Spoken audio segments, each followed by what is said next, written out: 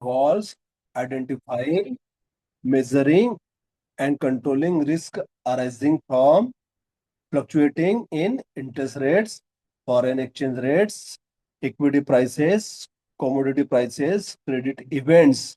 Banks use derivatives and insurance as important tools to transfer or reduce this risk. We will see the definition of Peter Drucker. What he says, a business has to try to minimize risk, but if its behavior is governed by the attempt of escape risk, it will end up by taking the greatest and least rational risk of all, the risk of doing nothing. We live in a world of risk. Some risks are totally unexpected. The September 11, 2001 World Trade Center WTC attacks in the US, the tsunami of December 2004, Hurricane Katrina of August 2005. Even we have faced a hurricane problem in Chennai also, and and heavy flood system, and the Mumbai terrorist strikes of November 2008 are good examples. Other risks can be identified, but magnitude and extent are difficult to estimate. The subprime crisis is a good example. Not all risks are so unpredictable or unexpected or difficult to estimate.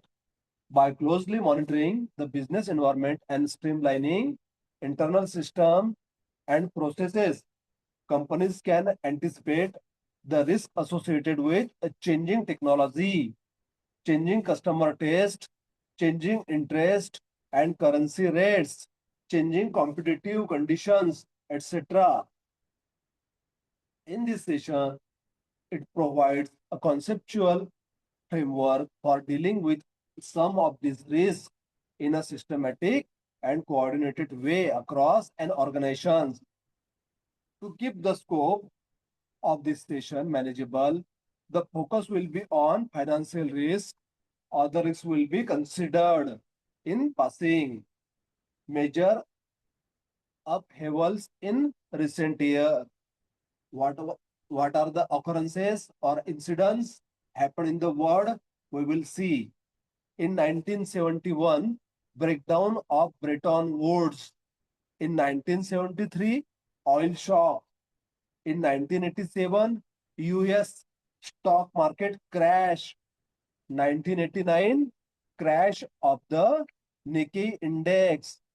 In 1994, Mexican peso crisis. In 1997, Asian currency crisis. In 1998, Russian ruble crisis. Collapse of LTCM. 2000, .com burst, means website, when website started about .coms. 2001, WTC terrorist attack. 2007, subprime crisis, and 2008, collapse of Bear Stearns, Lehman AIG. Understanding risk management. Risk management has returned to the top of the agenda in the wake of the subprime meltdown. Lehman Brothers, Bear Stearns, and Merrill Lynch no longer exist. The US government has acquired a major equity stake in Citibank, while the UK government has done so in the case of Royal Bank of Scotland. Think that if you will get the job in Royal Bank of Scotland and Barclays, I have already told students that try to get opportunities in the top level banks or financial institutions. Many European banks are in trouble and might well have collapsed but for government intervention. For all practical purposes, much of the British banking system has been nationalized. In a few days, during October 2008, The entire banking system in Iceland collapsed and was taken into public ownership. The country's average income fell from 160% of that of the US in 2007 to 80% by 2009. And as the credit crisis has spread from banking to other sectors, we have seen corporates also getting sucked into the whirlpool. The American automotive giants General Motors, GM, Ford, and Chrysler are in big trouble.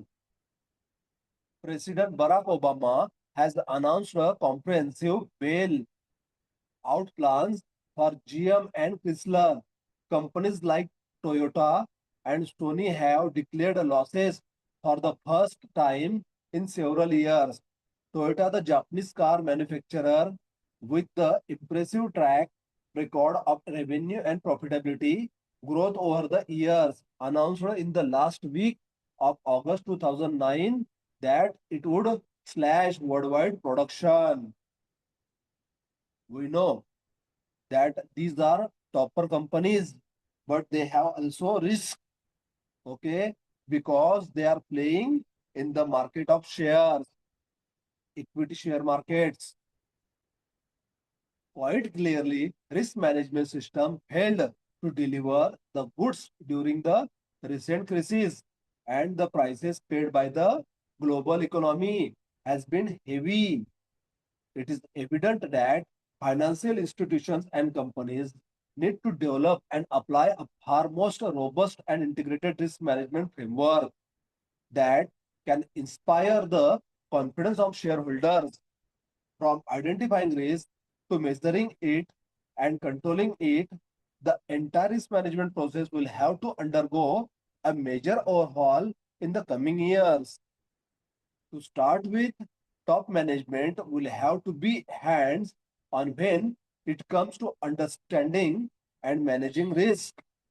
This is not a new concern, as the economist out one put it. Top manager often fails to understand properly the firm's sensitiveness to different types of risk. Managers and boards too often regard risk management as the matter of financial expert in the corporate treasury department rather than as an integral part of corporate strategy. But recent incidents such as the collapse of Beer Steer, where CEO Jimmy Caney was enthusiastically taking part in bridge tournaments while the bank was collapsing, have reinforced this concern. Similarly, the Swiss bank UBS had admitted on its website that its top management should have asked more probing questions when the bank's traders were building huge positions in subprime mortgages. You have seen a scene in the Mission Mangal movie that after mission fails, what Akshay Kumar does, he eat a sweetness, peda, and reporter ask him, although your mission failed, you are eating and you are smiling. So he give the answer that just like the cricket, uh, India not won the match every time. Okay, so the incidents can be happen.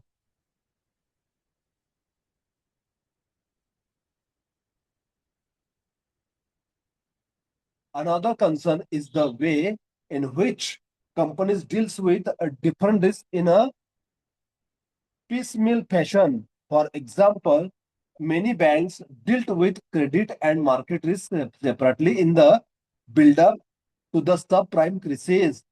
The credit risk in case of many subprime assets become market risk as market indices moved, leading to heavy market to market losses. An organization-wide view of risk management can greatly improve efficiencies, generate synergies, and most importantly, result in a deeper understanding of risk exposure, which is why banks like UBS have now started to integrate the management of credit risk and market risk. That is also why many companies are taking a serious look at enterprise risk management ERM, which address some fundamental questions. That questions are: what are the various risks faced by the company? Second, what is the magnitude of each of these risks? Third, what is the frequency of each of these risks? Fourth, what is the relationship between the different risks? How can the risk be managed to maximize shareholders' wealth?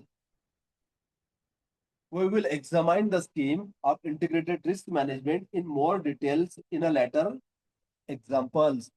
Risk identification at Pitney Bowes.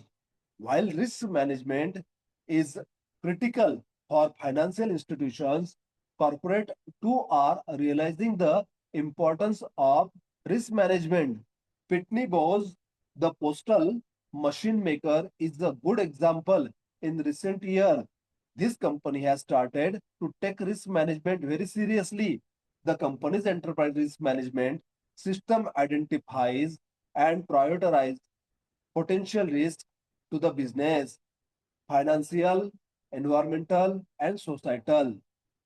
These risks are assessed in terms of probability, severity, and status of mitigation plans. 16 categories of risk have been identified. The risks identified are reviewed by a senior management, risk steering committee, and the board of directors. Each risk is assigned to a senior executive. The firm has taken the view that risk management is a philosophy, not merely numbers. As a senior executive mentions, we have a much more holistic discussions about a business and why we have it. It becomes strategic instead of simply do we get insurance to cover a potential loss. I have given an example about banks that a bank manager or branch manager have permission to pass the loan proposals up to 5 lakhs directly, but above 5 lakhs he has to recommend that proposal to the general manager GM.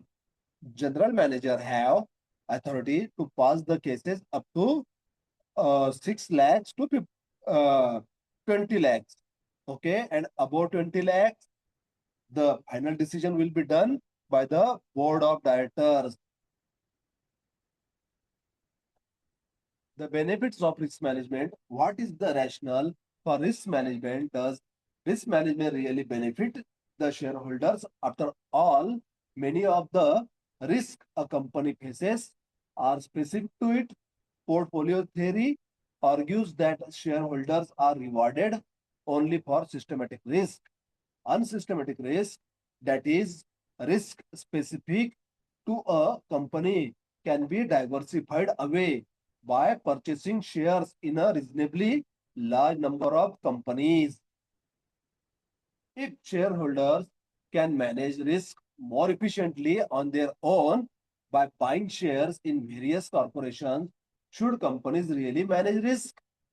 The answer is an emphasis yes. How risk management adds value. Enterprise risk management creates value at both a macro or company wide level and a micro or business unit level.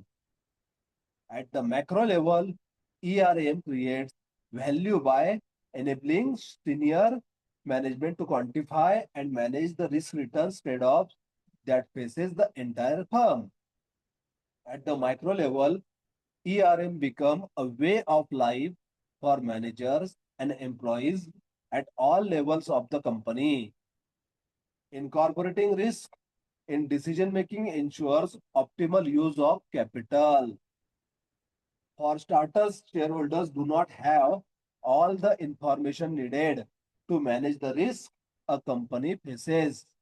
More, even if they had individual shareholders, would find it inefficient and expensive to manage risk on their own. The transaction cost would be too high if a large number of small hedging transactions are undertaken. Finally, distress situations are eminently avoidable.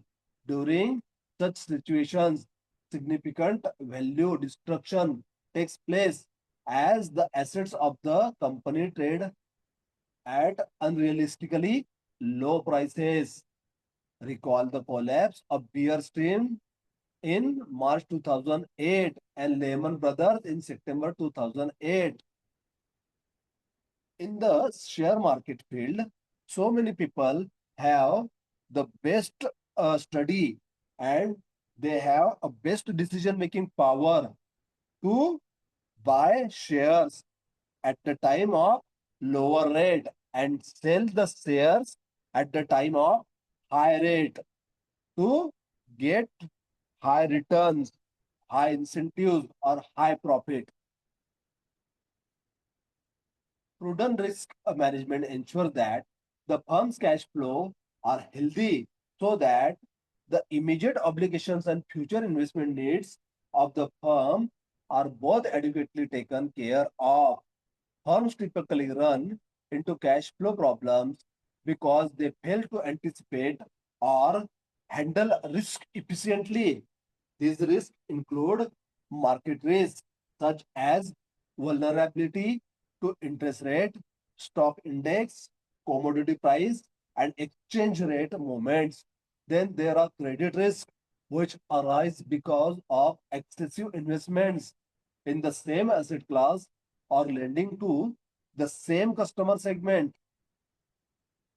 They also include liquidity risks such as liquidity black holes, which result when the entire market shifts to one side, with sellers finding it difficult to find buyers.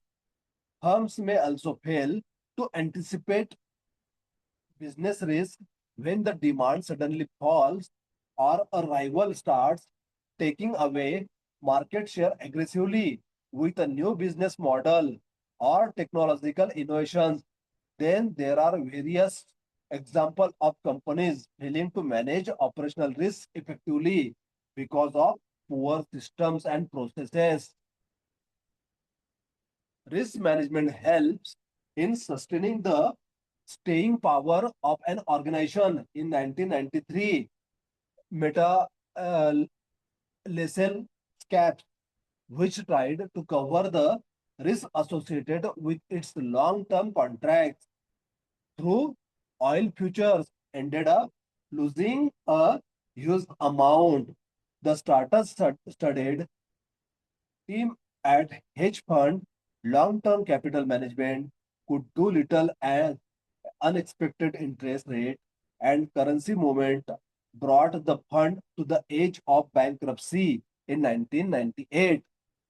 In both the cases, the position taken were fundamentally sound, but there were serious doubts about their ability to tide through the crisis. Indeed, much of the subprime crisis has been about liquidity.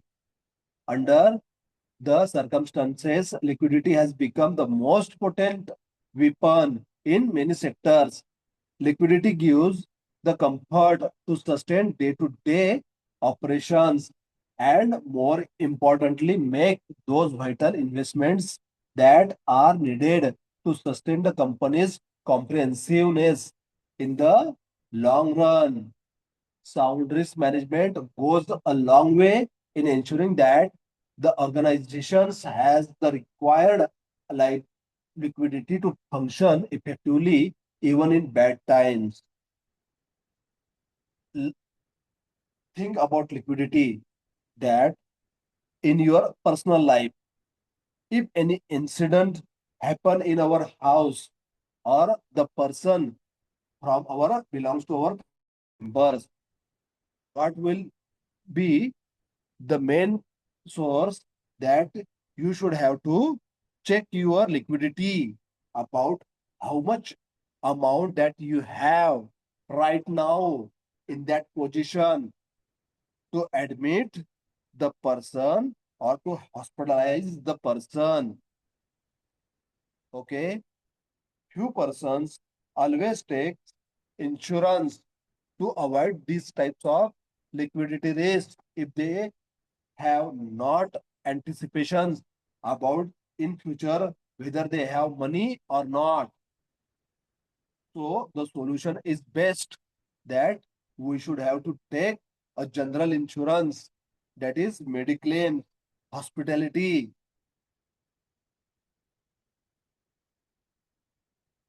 Categorizing uncertainty. Organization face various types of uncertainty. Millikan has classified uncertainty into three broad categories.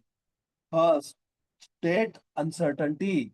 This refers to the unpredictability of the environment. Causes of state uncertainty are A. Volatility in the environment, B. Complexity in the environment, and C.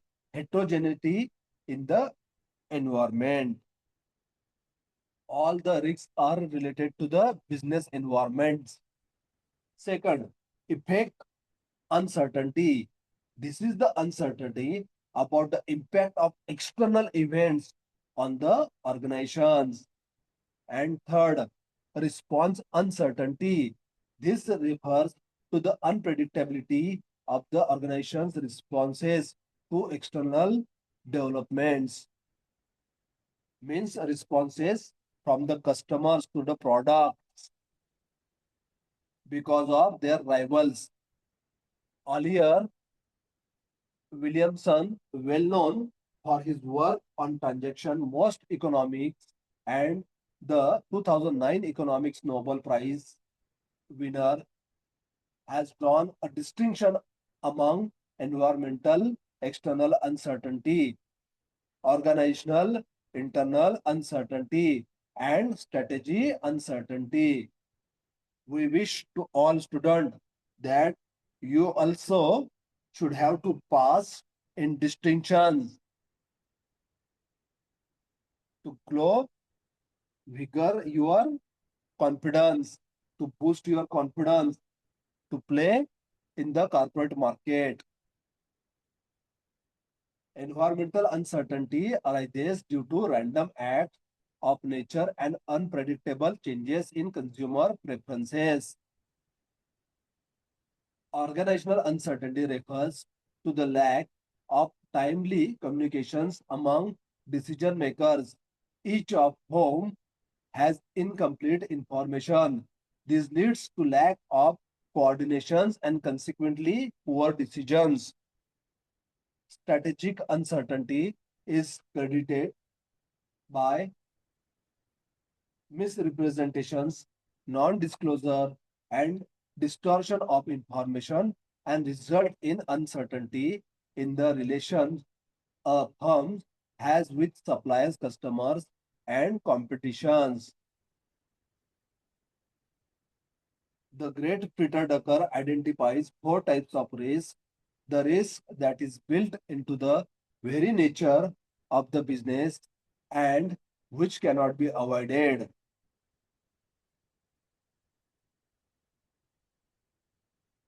The risk one can afford to take and the risk one cannot afford to take. The risk one cannot afford not to take. Challenges in implementing integrated risk management. Risk management as a discipline has evolved unevenly across different functional areas. In finance, the preoccupation has been with hedging and discount rates. Little attention has been paid to the upside. In strategy, the focus has been on competitive advantages and barriers to entry. Risk management at most organizations is splintered. there is a little communication between those who assess risk and those who make decisions based on those risk assessment. The economist intelligence unit divides risk into four broad categories that are: first, hazard risk is related to natural hazards, accidents,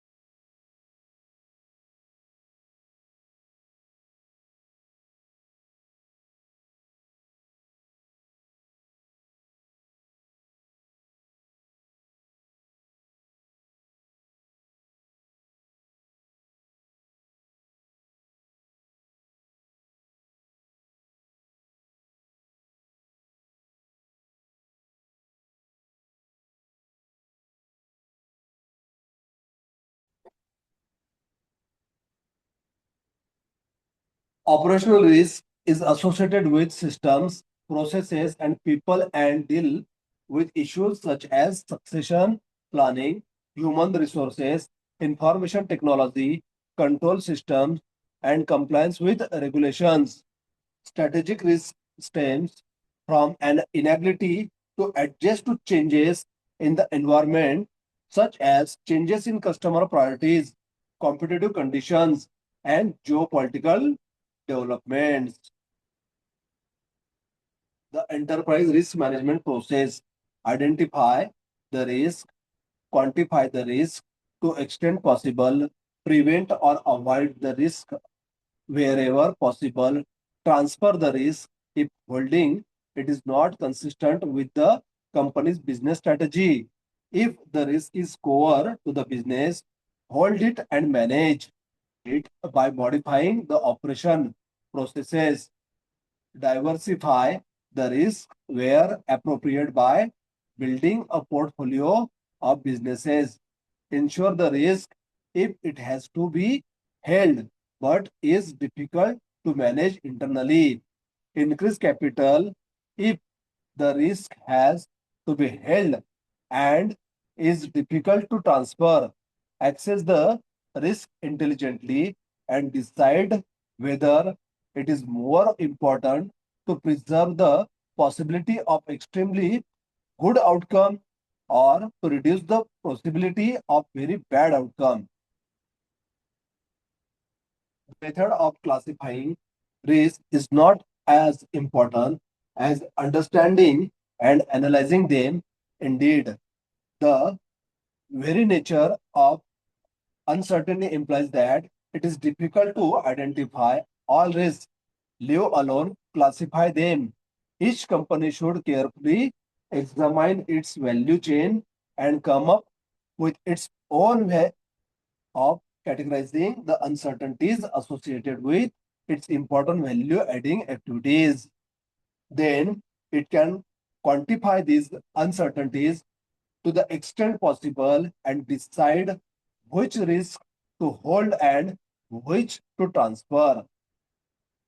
In this session, we will concentrate on banks and financial institutions. We will look at the following risks in details that are market risk, credit risk, operational risk, liquidity risk. Market risk means strategic risk, reputational risk. Strategic risk, outcomes of strategic decisions or developments. Reputation risk, damage of our standing in the market. Chosen risk, that is market risk, credit risk, and expense risk. Market risk, changes in market factors such as prices, volatility, and correlations. Credit risk means changes in credit worthiness of other entities. Expense risk different between operating expenses and income in a crisis. Consequential risk that are operational risk and liquidity risk. Operational risk, inadequate or failed internal processes, people and systems, or external events. Inability to fund assets to meet obligations at a reasonable prices.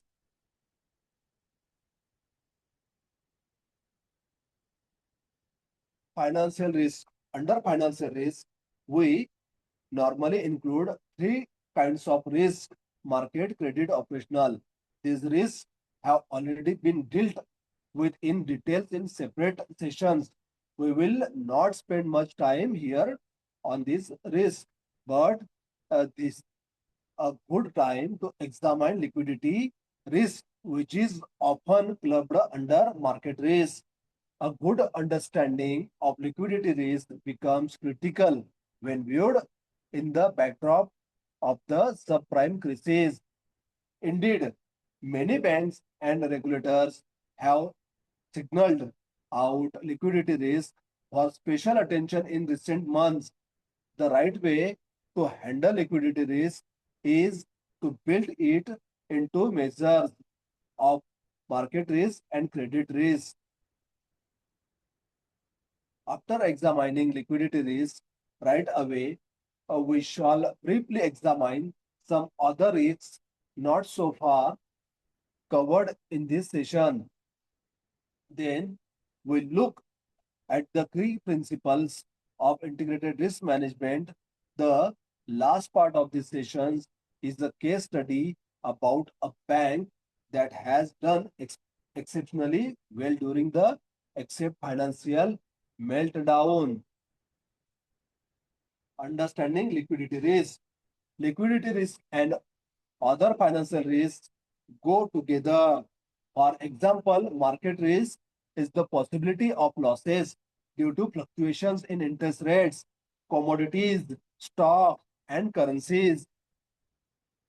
Credit risk refers to the possibility of losses arising due to excessive exposure to a counterparty, means giving loan to unsecured person. Managing market or credit risk calls for ongoing adjustments of the exposure depending on the performance of the portfolio. But this adjustment is possible only when a liquid market exists where assets can be bought and sold easily. Liquidity risk emanates from the liability side when creditors or investors demand their money back. This usually happens after the institution has incurred or is though to have incurred losses that could threaten its solvency. Problems arise on the asset side when the forced liquidations of assets at distressed price causes substantial losses. Liquidity risk is more complex than we think. Understanding liquidity risk involves knowledge of market microstructure, which is the study of market clearing mechanism, optimal trade execution, for example, minimizing trading cost, and asset liability management, matching the values of assets and liabilities on the balance sheet. Liquidity is crucially dependent on the market conditions and the prevailing sentiments. As Paul MacLeay mentions, liquidity is the result of the appetite of investor to underwrite risk and the appetite of savers to provide leverage to investors who want to underwrite risk. The greater the risk appetite, the greater the liquidity, and vice versa. Put another way, liquidity is the journey or separating of two states of mind. A leveraged investor who want to underwrite risk and an unleveraged saver who does not want to take risk and Who is the source of liquidity to the leveraged investors?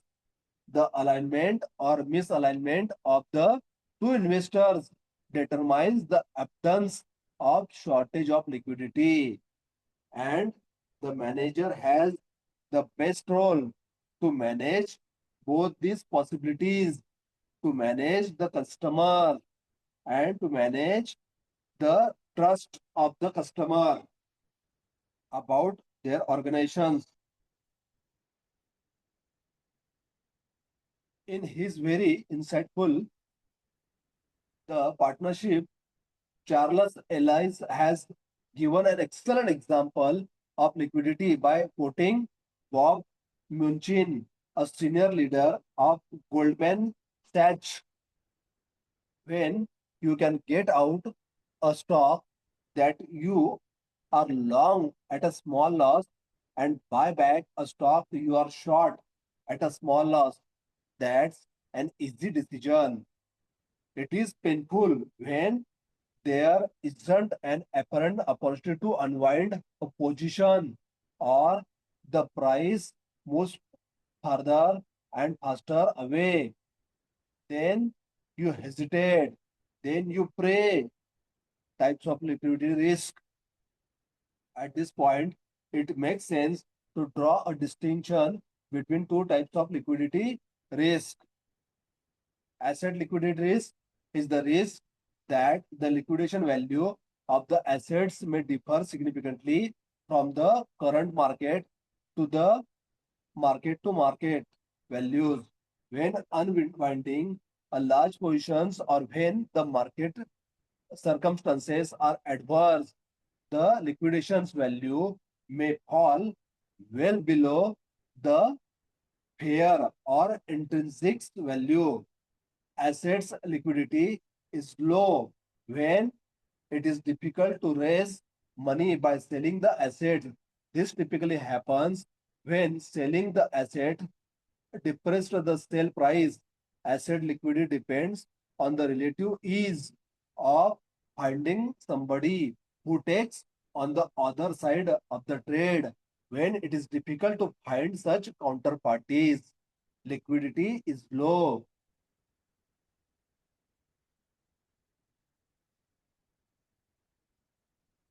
Risk management using derivatives, meaning derivatives are financial instruments. Those value depends on the value of an underlying asset, such as interest rates, foreign exchange, stocks, bonds, commodities. Common derivatives used by banks, forward, future, option, and swap. A derivative is a financial contract whose value is derived from or depend on the price of some underlying assets. Equivalently, the value of derivative changes when there is a change in the price of an underlying related asset. This session provides a broader overview of the four classes of derivatives: contracts, forwards, future, swap, and options. However, because forward futures and swaps are very similar type of contract, many believe that there are really only two types of derivatives: options and forward. These are used on high level. While other derivatives contracts exist, a careful analysis of their characteristics will reveal that they are merely variations of one or more of these major classes. Mark Rubinstein in 1976 was perhaps the earlier author to use derivatives in a financial contract context. In this particular session, he used the term to refer to options. A computerized search found that it wasn't until 1981 that an article in the popular press Business Week 1981 used the term with quotation marks around it. The article expressed the fear and trading in options and futures derivatives detrimentally affect the markets of the underlying assets. It also raised the issue of who the Securities and Exchange Commission SEC or the Commodity Future Trading Commission CFTC should regulate trading in derivatives. Currently, derivatives is routinely used in business communication and all forms of media and textbooks and colleges courses are devoted to the study of the subject. Individual of many types use derivatives, speculators who think they know the future directions of prices use derivatives to try to profit from their benefits. Arbitrageurs trade derivatives to take advantages of times during which prices are out of sync, that is one assets or derivatives contract is mispriced relative to the another. Hedgers face the risk that change in a price will hurt their financial status. They use derivatives to protect, hedge, or insure themselves against such harmful movement in prices. Of particular interest is the current indispensability of derivatives for accomplishing many tasks necessary to the successful management of corporations, government, and large pools of money in general. Managing exposure to price risk, lowering interest expense, altering the structure of assets, liabilities, revenues, and cost, reducing taxes, circumventing unwieldy regulations that make transactions difficult, and arbitraging price differential. Forward contracts. The forward contract is the most basic derivatives contract. A forward contract is an agreement to buy or sell something in the future. The agreement is made today to exchange cash for a good or service at a later date. This difference from a spot transactions, which is the usual way of buying or selling something. In a spot transaction, one party pays for a good or services and immediately receives that good or service. These sessions first describe the general concept of forward contracts. Then greater details are presented concerning two types of forward contracts that are prevalent in modern business operations and are used to manage financial price risk. The forward rate agreement FRA, which is an agreement to borrow or lend money at a future date at an agreed upon interest rate, and the forward foreign exchange contract in which a party agrees to buy or sell an amount of a foreign currency at a future dates. When a forward contract is created, there must always be two parties, the buyer and the seller. The buyer of a forward contract agrees to buy something in the future. The buyer is also said to have a long position or be long the forward contracts. The smaller of a forward contract has the obligations to sell something in the future and is said to have a short position. The term of the contract are agreed upon today and delivery and payment take place in the future as what is called either the delivery date, the settlement date, or the maturity date of the contract. The buyer has agreed to take delivery and the seller has agreed to make delivery. Both are on mutual understanding and as per agreement. Money rarely changes hands when a forward contract is originated unless one or both of the parties demands.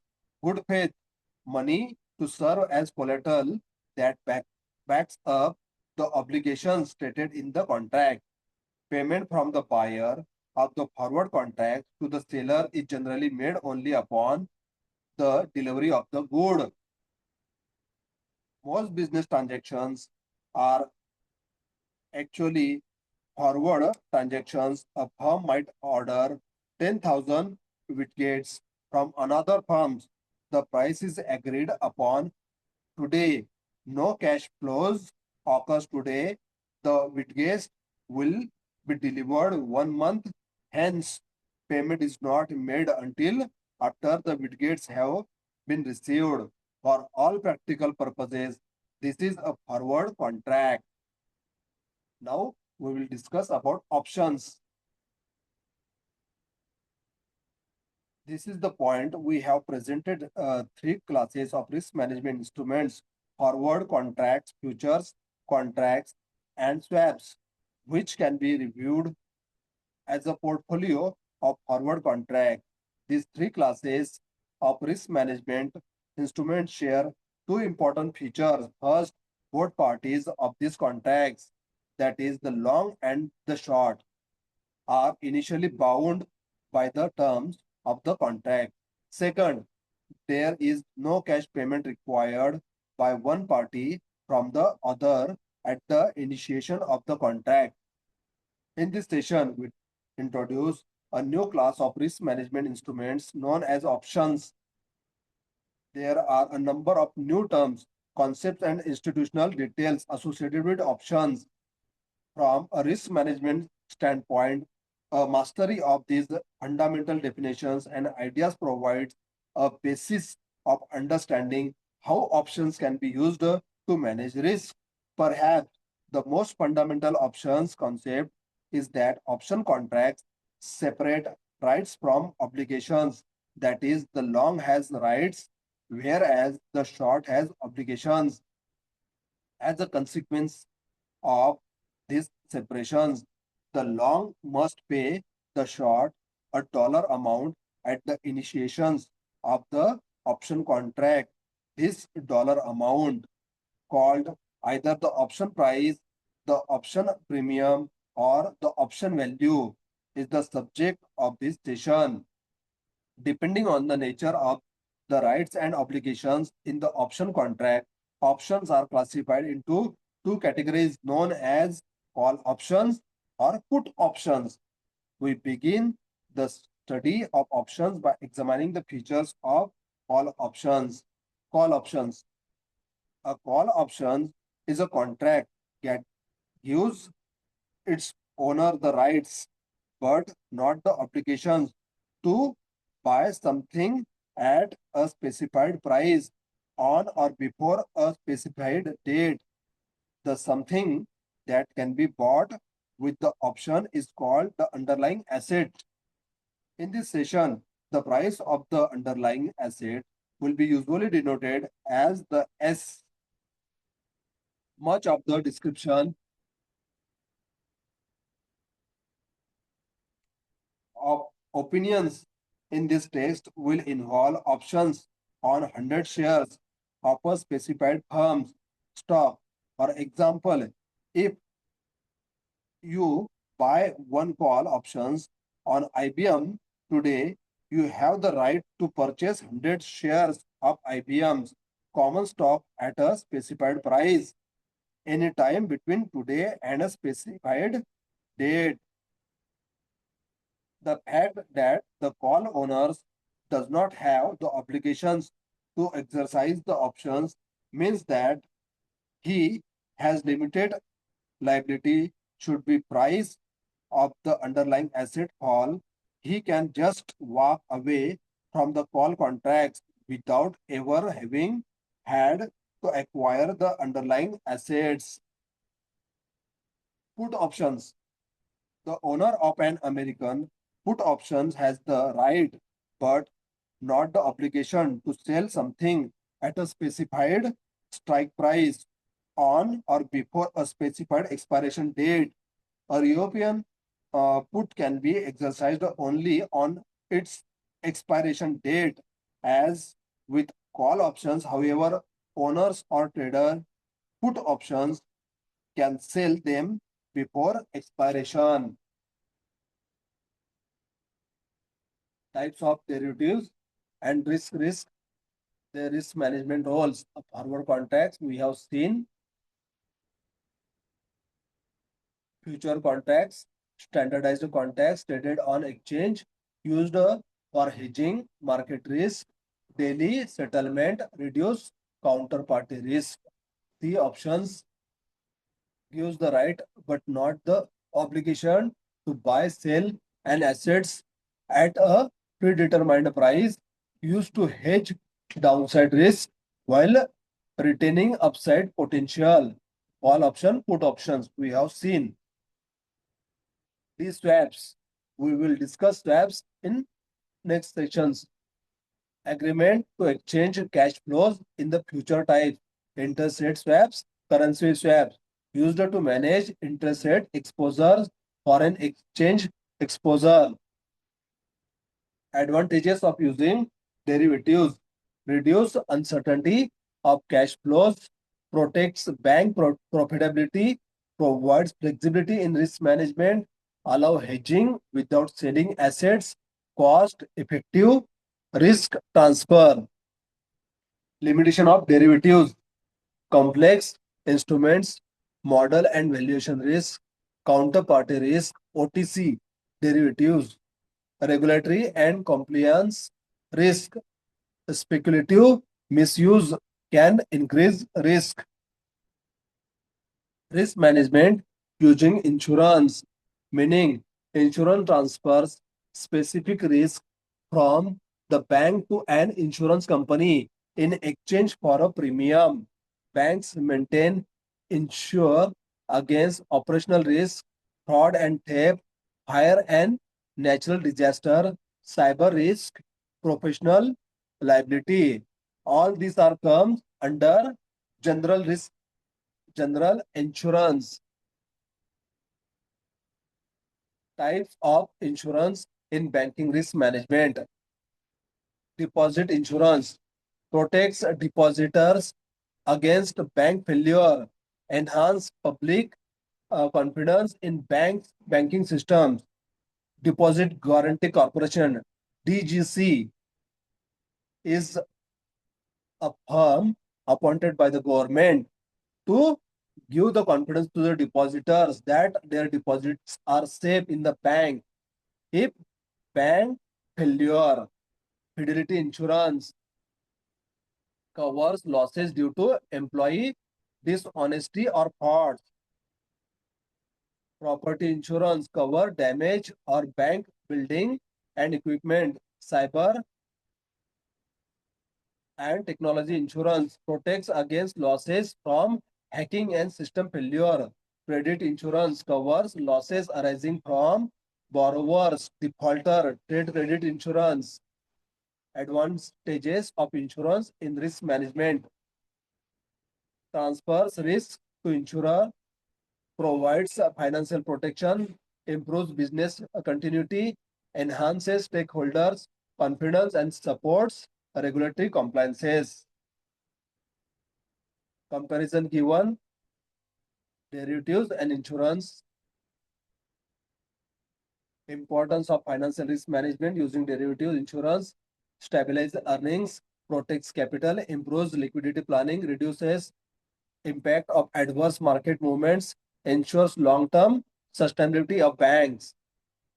Regulatory framework: Basel III norms for market risk, which we have already discussed in our previous sessions. RBI guidelines on derivatives uses, insurance regulations for risk transfer. And thank you. Today's session is over.